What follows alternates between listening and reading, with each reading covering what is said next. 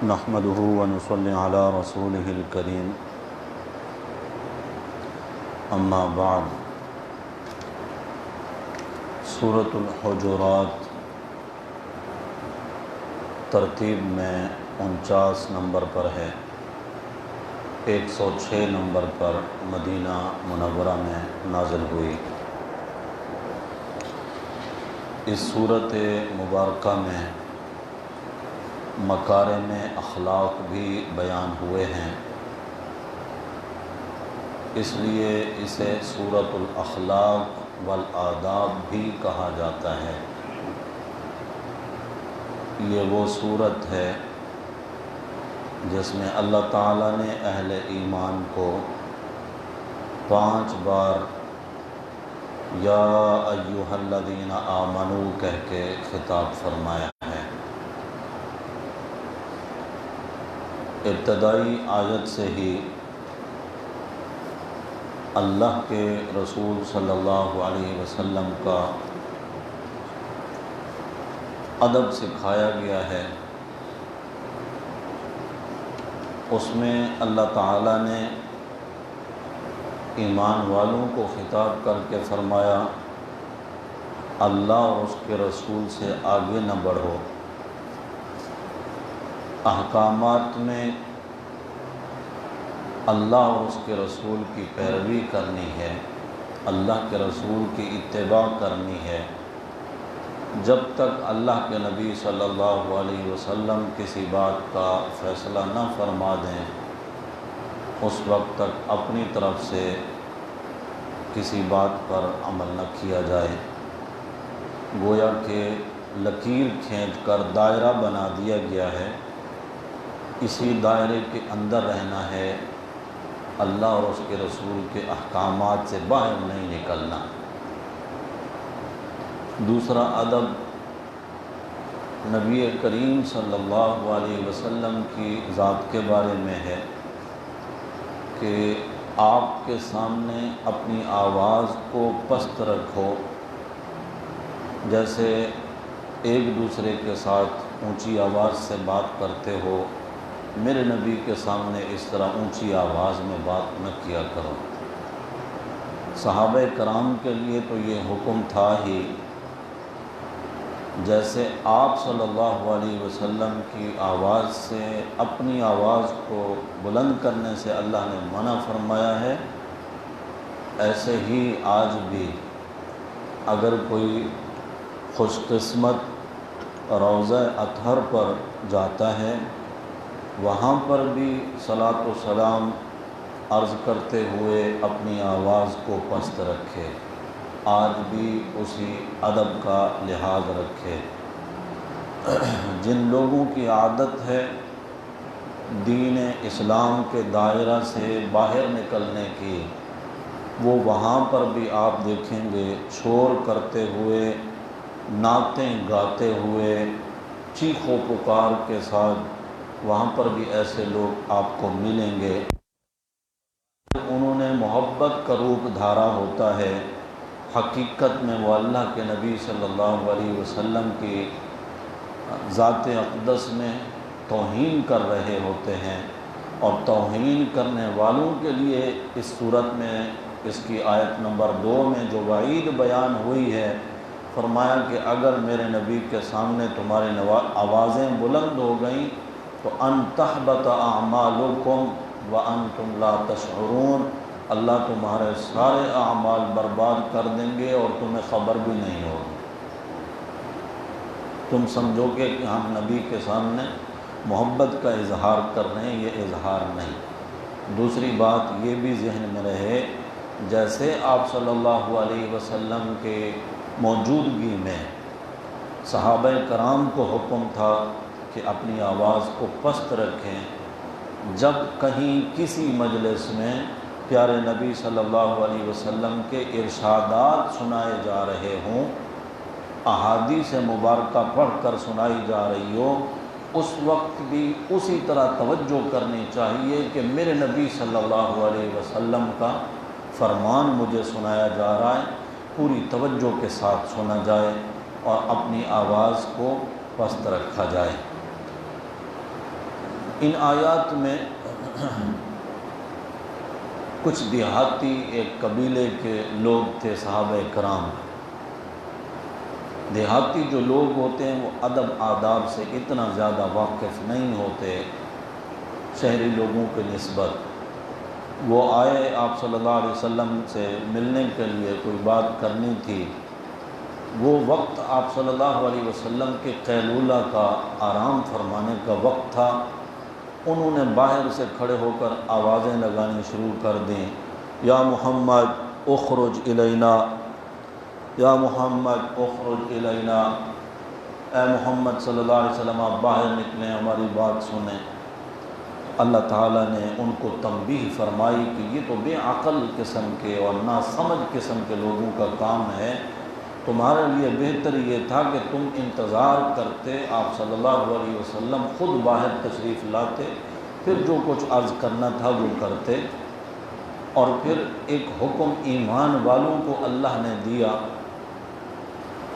یا ایھا الذین آمنوا ان جاءکم فاسق بنبأ فتبینوا، فرمایا کہ اگر کوئی ایسا ویسا بندہ تمہارے پاس کسی بھی چیز کی کوئی خبر لے کر آئے تو پہلے اس خبر کی تصدیق کر لیا کرو۔ یہاں پر یہ آیت کیوں نازل ہوئی؟ ایک صحابی ہیں ولید بن عقبہ رضی اللہ تعالی عنہ، ان کو نبی اکرم صلی اللہ علیہ وسلم نے ایک قبیلہ والوں کے پاس بھیجا کہ ان سے جا کر زکوٰۃ وصول کر کے آؤ۔ ان کی زمانہ جاہلیت میں ان قبیلے والوں کے ساتھ کچھ ان بن تھی۔ یہ جب گئے اور قبیلہ والوں کو اطلاع ہوئی کہ اللہ کے نبی صلی اللہ علیہ وسلم کے قاصد آ رہے ہیں، وہ ان کے استقبال کو نکلے، اور چونکہ وہ لوگ بھی دائرہ اسلام میں داخل ہو چکے تھے کہ ہم اپنے مال کی زکوٰۃ ان کے حوالے کریں، یہ ڈر گئے کہ میری چونکہ ان کے ساتھ لڑائی تھی، ہو سکتا ہے کہ یہ لوگ مجھے تکلیف پہنچائیں، یہ دور سے ہی بھاگ آئے واپس، اور حضور اکرم صلی اللہ علیہ وسلم سے آ کر کہا کہ یا رسول اللہ وہ تو ان لوگوں نے زکوٰۃ دینے سے انکار کر دیا۔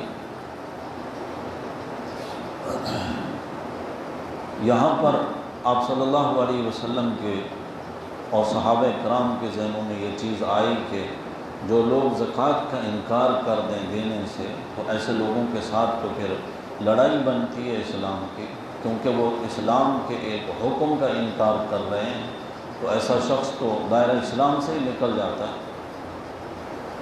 لیکن اللہ نے یہاں تنبیہ فرمائی کہ کوئی بھی اگر بندہ کوئی خبر لے کر آئے تو پہلے اس کی تصدیق کر لیا کرو۔ حضور اکرم صلی اللہ علیہ وسلم نے حضرت خالد بن ولید رضی اللہ تعالیٰ عنہ کو بھیجا تحقیق کے لیے۔ جب یہ گئے تو ان قبیلہ والوں کو پتہ چلا، وہ وفد کی شکل میں حضور کی خدمت میں حاضر ہوئے، یا رسول اللہ اس طرح کی کوئی کیفیت نہیں تھی، ہمیں خوشی ہوئی، اور چونکہ آپ کے طرف سے قاصد آ رہا تھا، ہم تو اس کا استقبال کرنے کے لیے نکلے تھے، اس کو غلط فہمی ہوئی، تو اللہ کے رسول صلی اللہ علیہ وسلم پر نازل ہونے والی اس صورت میں، اس آیت مبارکہ میں ہمیشہ ہمیشہ کے لیے ایک اصول طے کر دیا گیا، ایمان والوں کو خطاب کر کے کوئی بھی خبر سنیں تو پہلے کیا کرنا ہے؟ فتبینوا، پہلے اس کی تصدیق کرنا۔ چند باتیں اس آیت مبارکہ سے ثابت ہوئیں۔ ایک تو یہ کہ ایک شخص کی خبر اس وقت قبول کی جائے گی جب وہ دیندار ہو، معتبر ہو، یعنی شریعت کی اصطلاح میں وہ شخص عادل ہو، ایسے شخص کو عادل کہا جاتا ہے۔ فاسق شخص اگر کوئی خبر لے کر آئے تو اس کی خبر قبول نہیں کی جائے گی۔ جب خبر کے لیے یہ حکم ہے تو گواہی کے لیے بھی یہی حکم ہے۔ کسی فاسق شخص کی گواہی شرعاً قبول نہیں کی جائے گی۔ اگر قاضی، جج کسی فاسق کی گواہی کو قبول کرتے ہوئے کسی شخص کے بارے میں فیصلہ کر دے تو وہ جج گناہ گار ہوگا۔ کیا خیال ہے پھر میڈیا کی خبروں کے بارے میں؟ میڈیا پہ سارے عادل بیٹھے ہوتے ہیں، دیندار بھی ہوتے ہیں، معتبر بھی ہوتے ہیں، ہوتا ہے ایسا کچھ؟ تو ان خبروں کو نعوذ باللہ ہم وحی کا درجہ دے رہے ہوتے ہیں۔ اتنا اللہ اور اس کے رسول کی باتوں پر یقین نہیں ہوتا جتنا میڈیا کی خبروں پر یقین کیا جاتا ہے۔ میں یہ نہیں کہتا کہ ساری باتیں ان کی جھوٹ ہوتی ہیں، لیکن میں یہ کہہ سکتا ہوں کہ اکثر باتیں جھوٹ ہوتی ہیں۔ وہ اتنے فنکار ہیں، جس جھوٹ کو سچ ثابت کرنا چاہیں ان کے پاس وہ چرب زبانی بھی ہے، ان کے پاس سب کچھ ہے، اور اگر کسی سچ کو جھوٹ قرار دینا چاہیں یہ مکر بھی وہ کر سکتے ہیں، اور اس میں خوب ان کو ہنر آتا ہے۔ اس آیت مبارکہ میں ہمیں رہنمائی دی گئی ہے، اور کن لوگوں کو رہنمائی دی گئی ہے؟ ایمان والوں کو۔ یا ایھا الذین آمنوا، خطاب بھی ایمان والوں سے ہے۔ بے ایمان لوگ قرآن کی اس آیت سے ہٹ کر اگر اپنا کوئی نظریہ قائم کرتے ہیں ان کی مرضی، باقی شریعت کی اصطلاح میں ایمان والوں کو اس چیز کی رہنمائی دی گئی ہے۔ دوسرا یہ بھی پتہ چلا کہ ولید بن عقبہ یہ جو صحابی تھے، ان کو اس آیت میں گناہ گار کہا گیا کہ اگر کوئی گناہ گار کوئی خبر لے کر آئے تو چاہیے کہ پہلے اس کی تصدیق کر لو۔ معلوم ہوا کہ صحابہ سے بھی گناہ صادر ہو سکتا ہے۔ معصوم صرف انبیاء علیہم السلام ہیں۔ انبیاء علیہم السلام کے بعد معصوم کوئی نہیں۔ جس طرح میرے نبی صلی اللہ علیہ وسلم خاتم النبیین ہیں، اسی طرح آپ صلی اللہ علیہ وسلم خاتم المعصومین ہیں۔ آپ پہ معصومیت ختم، آپ کے بعد کوئی معصوم نہیں۔ جو لوگ کہتے ہیں کہ ہمارے 14 امام معصوم ہیں، ان کا نظریہ قرآن و سنت کے خلاف ہے۔ قرآن اور احادیث مبارکہ میں معصوم صرف انبیاء ہیں۔ صحابہ سے بھی غلطیاں ہوئی ہیں۔ میرے نبی صلی اللہ علیہ وسلم کے زمانے میں کئی صحابہ پر شرعی حدود قائم کیے گئے، ان کو سزائیں ملی۔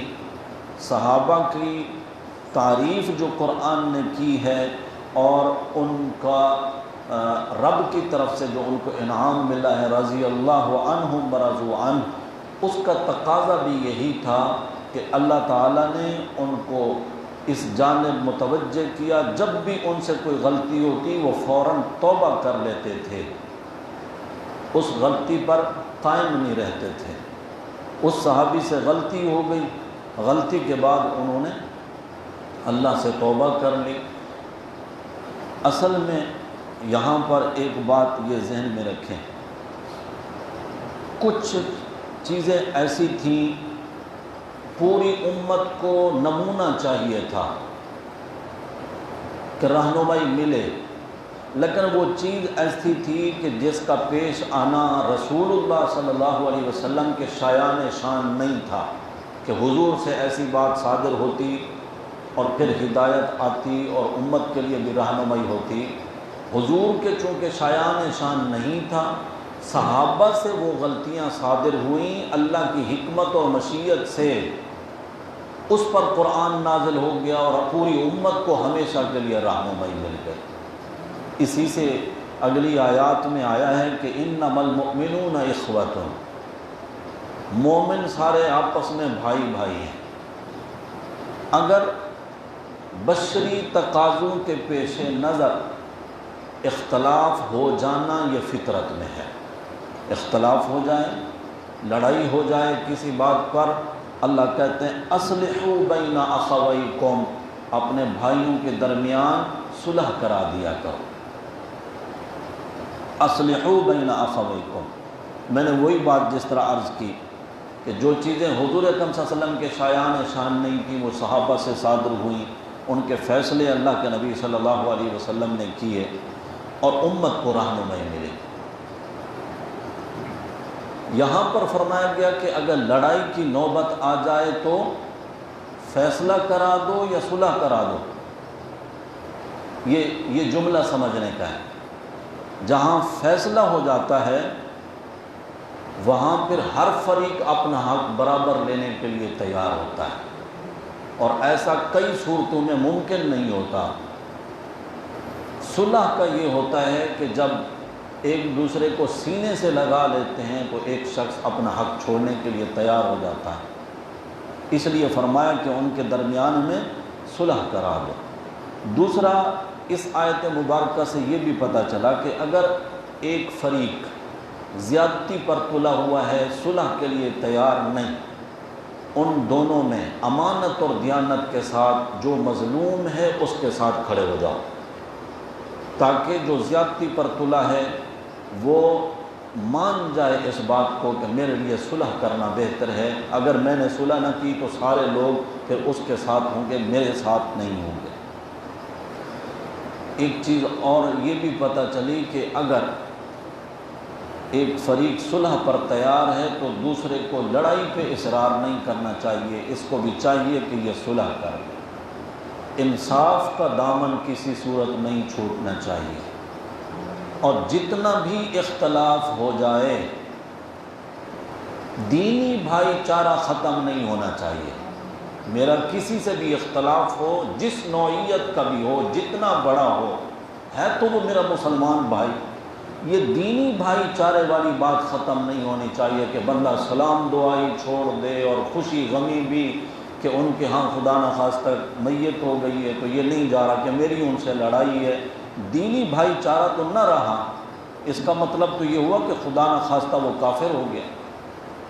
ایسا نہیں، اختلافات ہو گئے لیکن وہ شخص اختلاف کی وجہ سے یا لڑائی جھگڑے کی وجہ سے اگرچہ برسر پیکار تلوار اٹھا کے آیا مومن کے سامنے، تب بھی وہ کافر نہیں ہوتا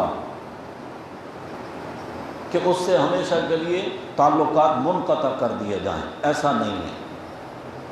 دیکھیں صحابہ کرام کے آپس میں اختلافات ہوئے، سیدنا علی المرتضیٰ رضی اللہ تعالیٰ عنہ جس وقت امیر المؤمنین ہیں، بڑے بڑے جلیل القدر صحابہ کرام نے ان کے خلاف تلوار اٹھائی، انہوں نے ان کے خلاف آمنے سامنے آئے، ٹکراؤ ہوا، لیکن سیدنا علی المرتضیٰ رضی اللہ تعالی عنہ سے انہی کے اپنے ساتھیوں نے سوال کیا، جو لوگ ہمارے خلاف لڑ رہے ہیں، آپ کے خلاف جنہوں نے بغاوت کی ہے، اکافرونہم، وہ کافر ہیں؟ آپ نے فرمایا نہیں۔ منافقونہم، کیا وہ منافق ہیں؟ آپ نے فرمایا نہیں۔ تو کون ہیں؟ فرمایا وہ تو ہمارے بھائی ہیں۔ انا ربنا واحد، ہمارا ان کا رب ایک ہے، نبی ہمارا ان کا ایک ہے، قرآن ہمارا ان کا ایک ہے۔ فرمایا دعوت الاسلام جو ہے وہ بھی ہمارے ان کی ایک ہی ہے، صرف یہ ہے کہ اختلاف کی بنیاد پر وہ ہمارے سامنے آئے ہیں، نہ وہ کافر ہیں نہ وہ منافق ہیں۔ مصنف ابن ابی شیبہ کے اندر حدیث نمبر 27763 پر یہ حدیث حضرت علی المرتضیٰ رضی اللہ تعالیٰ عنہ کا یہ فرمان موجود ہے، جس میں آپ نے اپنے خلاف لڑنے والوں کو اپنا بھائی قرار دیا، مومن تسلیم فرمایا۔ یہ لوگ ہیں جو باتوں کو اچھالتے ہوئے کہتے ہیں کہ جنہوں نے حضرت علی المرتضیٰ رضی اللہ تعالیٰ عنہ کے خلاف تلوار اٹھائی ہے، نعوذ باللہ وہ دائرہ اسلام سے نکل گئے۔ جن سے اختلاف تھا وہ خود جب فرما رہے ہیں تو پھر کون ہوتا ہے جو ان کی بات کو تسلیم نہ کرے؟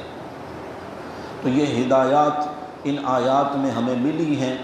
اس سے آگے بھی اسی طرح کے ہمیں اجتماعی اور معاشرتی اللہ تعالیٰ نے کچھ آداب سکھائے، کچھ برائیاں ہیں ہماری، ان میں سے ایک یہ ہے کہ ایک دوسرے کا مذاق اڑانا، یہاں پر بھی ایمان والوں کو خطاب، لا یسخر قوم من قوم، کوئی قوم کسی قوم کا مذاق نہ اڑا، عیب لگانا، طعنہ دینا، ذلیل کرنا، کسی کو برے لقب سے پکارنا یا بدگمانی کرنا کسی کے بارے میں۔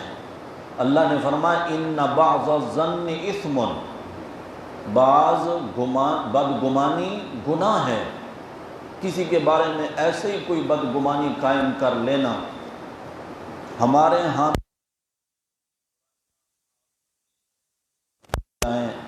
اللہ تعالی ہمارے حال پر رحم فرما دے، ساری برائیاں ہمارے اندر موجود ہیں۔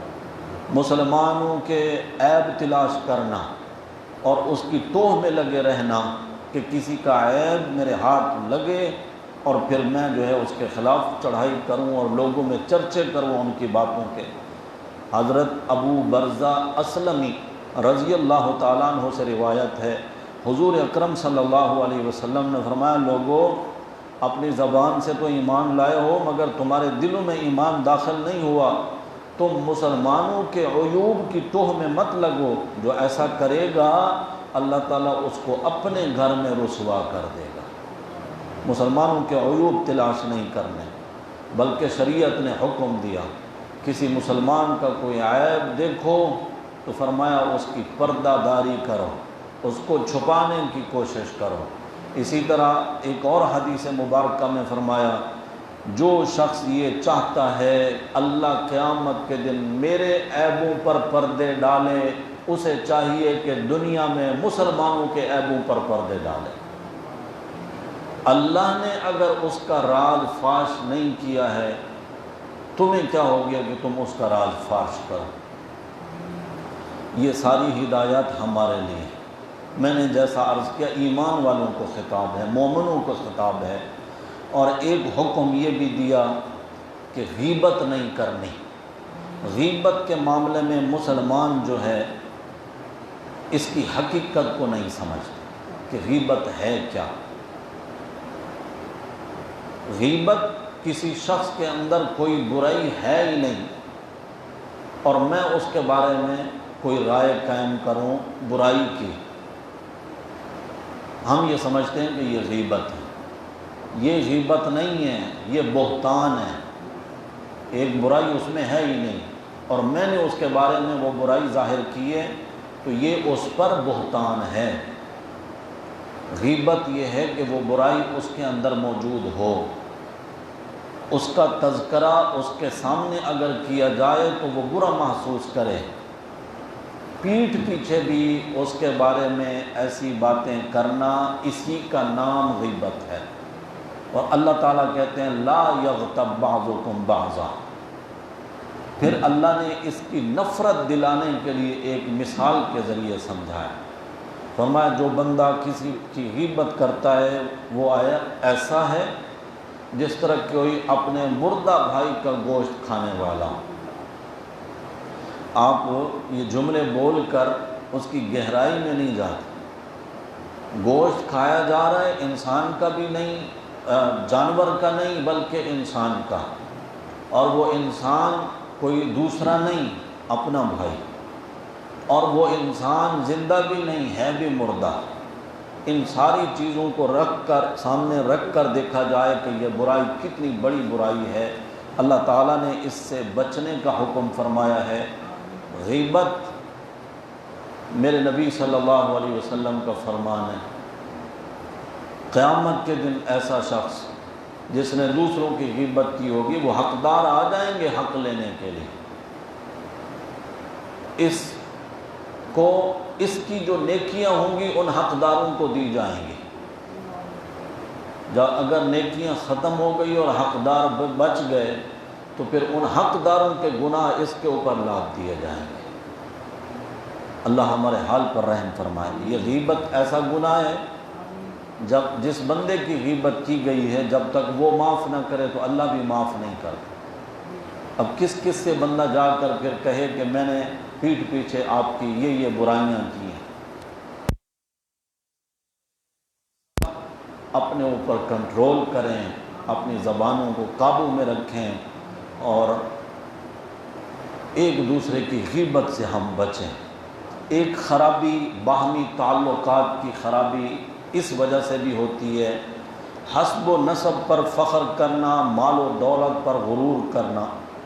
اس لیے اللہ نے یہاں پھر ایمان والوں کو خطاب کر کے کہا، بلکہ ساری دنیا کے لوگوں کو، یا ایھا الناس انا خلقناکم من ذکر و انثی وجعلناکم شعوبا وقبائل لتعارفوا۔ فرمایا اے لوگو، اللہ نے تمہیں ایک ہی ماں باپ سے پیدا کیا، تم سب کی اصلیت اور بنیاد حضرت آدم اور اماں حوا۔ اب ایک ہی ماں باپ کی اولاد وہ کیسے ایک دوسرے پر اپنا فخر اور غرور جتا سکتی ہے کہ میں اعلیٰ ہوں اور تو ادنا ہے؟ نہیں، فرمایا یہ جو تمہارے قبائل ہیں، تمہاری ذات پات ہے، قومیں ہیں، لتعارفوا، یہ تو تعارف کے لیے ہیں۔ کسی کے خاندان یا قومیت کے نام سے اللہ کے ہاں کسی کو بڑا اونچا مرتبہ نہیں ملتا۔ کوئی یہ سمجھے کہ میں سید ہوں اس لیے میں اللہ کے قریب ہوں، نہیں، فرمایا وہاں ذات پات کوئی نہیں چلتی۔ ان اکرمکم عند اللہ اتقاکم، اللہ کے نزدیک عزت والا وہی ہے جو اللہ سے ڈرنے والا ہے۔ جتنا زیادہ رب سے ڈرتا ہے، جتنا بڑا متقی ہے، اتنا زیادہ رب کے قریب ہے، وہ چاہے تمہارے نزدیک ادنا قوم کا ہو یا اعلیٰ قوم کا ہو۔ یہ قومیت نہیں، قومیت یہ تمہارے اپنے تعارف کے لیے اللہ نے شاخیں بنا دی ہیں، لیکن عزت داری اس میں نہیں ہے کہ کسی کی قوم یہ مغل خاندان کے ہیں اور یہ فلاں خاندان کے، ایسا نہیں۔ فرمایا اللہ کے نزدیک عزت والا وہ ہے جو اللہ کی نظر میں متقی ہے، وہ عزت والا ہے۔ اس آیت اس صورت کے اختتام پر اللہ تعالیٰ نے یہ بھی فرما دیا کہ لفظی اور ظاہری ایمان اس کا کوئی اعتبار نہیں اللہ کے نزدیک، بلکہ ایمان وہ ہو جو ظاہر ہو وہی اندر ہو، یعنی منافقت سے، ریاکاری سے پاک جو ایمان ہے اللہ کے ہاں قابل قبول وہ۔ یہ چند ہدایات کے اسباق ہیں سورہ حجرات کے۔ آگے سورہ قاف ہے 50ویں نمبر پر، یہ مکہ میں نازل ہوئی ہے 34ویں نمبر پر۔ قرآن کی قسم کھائی ہے اللہ تعالیٰ نے، اور قرآن کی قسم تقریباً قرآن میں اللہ نے 6 بار قسم اٹھائی ہے قرآن کی۔ مشرکین کا تعجب کو تعجب ہوتا تھا کہ اللہ مرنے کے بعد کیسے زندہ کریں گے، یہ بات ان کو بڑی عجیب لگتی تھی۔ اللہ تعالیٰ نے فرمایا کہ مٹی ان کے جسم میں سے جتنا کھا لیتی ہے نا، وہ بھی ہمارے علم میں ہے، اور وہ بھی ہمارے پاس محفوظ ہے کہ تمہارے جسم کے ذرات کہاں کہاں جائیں گے۔ اللہ ان تمام ذرات کو جمع کر کے پھر سے تمہیں زندہ کرنے پر قادر ہے۔ اللہ تعالیٰ نے پھر دلیل قائم کرنے کے لیے آسمان کی طرف متوجہ کیا کہ اے انسان تو 5-6 فٹ کا ہے، تیرا بنانا کیا مشکل، پھر سے زندہ کرنا کیا مشکل۔ افلم ینظروا الی السماء، تم لوگوں نے آسمان کو نہیں دیکھا، فوقہم جو تمہارے سروں کے اوپر کھڑا ہے، کیف بنیناہا، یہ کیفا ایسا ہے جیسے ہم اردو میں کہتے ہیں کیسے، کیف بنیناہا، دیکھو ذرا کیسے بنایا ہم نے، وزینا، اور کتنا اس کو مزین کیا ہے، سورج چاند ستاروں کے اس کے اندر قندیلیں لگا دی ہیں، لیمپ اور بلب لگے ہیں، اس میں فانوس لگے ہوئے ہیں، کوئی چھوٹا کوئی بڑا، زیناہا، اس کو ایسا مزین کیا ہے، اور جو کلر ہم نے اس کے اوپر کر دیا ہے آج تک اس کا کلر ہی خراب نہیں ہوا۔ ما لہا من فروج، کہیں پر تمہیں کوئی سوراخ نظر آتا ہے آسمان میں؟ جب سے اللہ نے بنایا، اور قیامت تک کے لیے کہ دنیا والوں کو کوئی انجینئر یا مستری بھیجنا پڑا ہو کہ یہاں سے پلاسٹر ٹوٹ گیا ہے اس کا، یہ بنا کے آ جاؤ، ما لہا من فروج، کہیں تمہیں کوئی سوراخ نظر آتا ہے؟ کوئی سوراخ نہیں۔ سورہ ملک میں بھی اس مضمون کو شروع کی آیات میں اللہ نے بڑے خوبصورت انداز میں بیان فرمایا جو اللہ آسمان بنا سکتا ہے اور اس میں کوئی تفاوت تمہیں نظر نہیں آتا، کوئی خرابی نظر نہیں ہے، اس اللہ کے لیے ایک مرے ہوئے انسان کو جس کو پہلے بھی اللہ ہی نے پیدا کیا تھا، مارا بھی اللہ نے، پھر سے زندہ کرنا اللہ کے لیے کوئی مشکل نہیں ہے۔ اس کو بطور دلیل کہ اللہ نے یہاں پر بیان فرمایا۔ اسی صورت میں موت کا تذکرہ بھی فرمایا اور ساتھ میں اللہ اپنے وسیع علم کا اظہار فرماتے ہیں۔ اللہ فرماتے ہیں ہم نے انسان کو پیدا کیا، نعلم ما توسوس بہ نفسہ، اور اس کے دل میں آنے والے خیالات اور وسوسوں کو بھی اللہ فرماتے ہیں ہم جانتے ہیں۔ نعلم ما توسوس بہ نفسہ، یعنی وہ خیالات اور وسوسے جو ابھی تک زبان پہ نہیں آئے، اللہ فرماتے ہیں ہم پہلے سے ان کو بھی جانتے ہیں، اور وہ وسوسہ جو آج ذہن میں ہے اللہ اس کو بھی جانتے ہیں۔ ایک وسوسہ 10 سال کے بعد آپ کے ذہن میں آئے گا جس کی آپ کو کوئی خبر نہیں، اللہ کو اس وسوسے کا بھی آج ہی علم ہے۔ اور اس سے اگلا جملہ کیا فرمایا؟ وَنَحْنُ أَقْرَبُ إِلَيْهِ مِنْ حَبْلِ الْوَرِيدِ، اے انسانوں ہم تو تمہاری جو زندگی والی شاہ رگ ہے ہم اس سے بھی زیادہ قریب ہیں۔ یہاں آ کر میں اکثر ساتھیوں کو متوجہ کرتا ہوں، لوگ کہتے ہیں اللہ بغیر واسطے اور وسیلے کے ہماری بات نہیں سنتے، ہم بہت دور ہیں، اللہ وہاں ہم یہاں۔ پھر وہ یہاں آ کر مثال دیتے ہیں، وہ کہتے ہیں کہ تمہاری سمجھ میں بات نہیں آتی، دیکھیں چھت پہ چڑھنے کے لیے بھی بندے کو سیڑھی کی ضرورت پڑتی ہے۔ وہ کہتے ہیں کسی بڑے افسر سے ملنے کے لیے درمیان میں چپڑاسی کی اور سیکٹری کی ضرورت پڑتی ہے، تب جا کے آپ کی ملاقات ہوتی ہے۔ ایک افسر سے ڈائریکٹ آپ نہیں مل سکتے، اللہ تک ڈائریکٹ کیسے پہنچو گے؟ لہذا درمیان میں واسطے اور وسیلے اور سیڑھیاں اس کی ضرورت ہے۔ اللہ کیا فرما رہے ہیں؟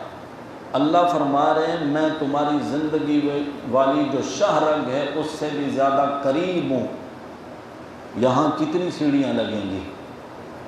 شاہ رگ سے لے کر جان تک کتنی سیڑھیوں کی ضرورت ہوگی؟ جو اللہ اتنا قریب ہے وہاں سیڑھیوں کی کیا ضرورت؟ سیڑھیوں کی ضرورت تب پڑتی ہے میں ہوں زمین پر، چھت ہے 10 فٹ کے فاصلے پہ، وہاں نہیں پہنچ سکتا۔ جو رب شاہ رگ سے بھی زیادہ قریب ہے وہاں کون سی سیڑھیاں لگاؤ گے؟ اور دوسرا یہ کہ افسر سے ملنا ہو، سیکٹری سے پہلے ملنا پڑتا ہے، اندر رابطہ کرانا پڑتا ہے، بعد میں ملاقات ہوتی ہے۔ اس کا جواب نَعْلَمُ مَا تُوَسْوِسُ بِهِ نَفْسُ، اللہ فرماتے ہیں تمہارے جو وسوسے تمہارے خیالات ہیں ہم ان کو بھی جانتے ہیں۔ افسر کو نہیں پتہ ہوتا کہ باہر کون آئے، افسر کو نہیں پتہ ہوتا کہ آنے والا کس کام سے آیا ہے، کون سی چیز، کون سا عمل لے کر آیا میرے پاس، یا کس چیز کا وہ فیصلہ چاہتا ہے، کس قسم کی اس کو مدد چاہیے۔ اور اللہ تو کہتا ہے تمہارے وسوسوں سے میں باخبر ہوں، تو یہاں درمیان میں سیکٹری اور چپڑاسی کس کو بنا رہے؟ اور مثال دینے والا ہمیں سمجھانے کے لیے توہین کن کن کی کر رہا ہے، ذرا اس کو بھی تو دیکھیے نا۔ وہ نبیوں کو واسطہ اور وسیلہ بناتا ہے، ولیوں کو، بزرگوں کو، اولیاء اللہ کو واسطہ اور وسیلہ بناتا ہے، اور ان کو کیا قرار دے رہا ہے؟ سیڑھیاں۔ وہ سیڑھیاں ہیں، چڑھے گا یہ، ان کے اوپر چڑھ کر رب تک پہنچنا چاہتا ہے۔ استغفر اللہ، استغفر اللہ۔ اور بھائی وہ اللہ والے اللہ سے جوڑ دیتے ہیں۔ اللہ والوں کی صحبت میں بیٹھنے سے رب کا تعارف ملتا ہے، وہ بتاتے ہیں لوگوں جب بھی کبھی تمہیں کوئی ضرورت ہو اللہ سے مانگنا ہے۔ انہوں نے یہ سکھایا، ہم نے اللہ